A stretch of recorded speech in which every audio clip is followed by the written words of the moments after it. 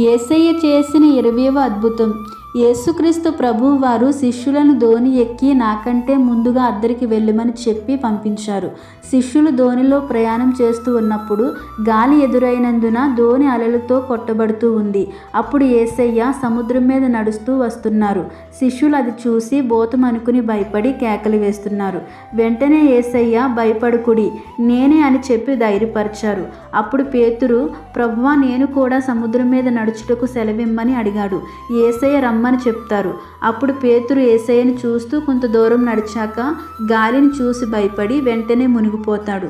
అప్పుడు ప్రభువా, నన్ను రక్షించమని అన్నప్పుడు యేసయ్య చెయ్యి చాపి లేపి, అల్ప విశ్వాసి, ఎందుకు సందేహపడుతువని అన్నారు. నిజమే, మనము కూడా మనకు ఎదురయ్యే పరిస్థితులను బట్టి కొన్నిసార్లు అవిశ్వాసంలోకి వెళ్ళిపోతూ ఉంటాము. మనము విశ్వాసముతో ముందుకు వెళితే మనము అద్భుతం చూస్తాము.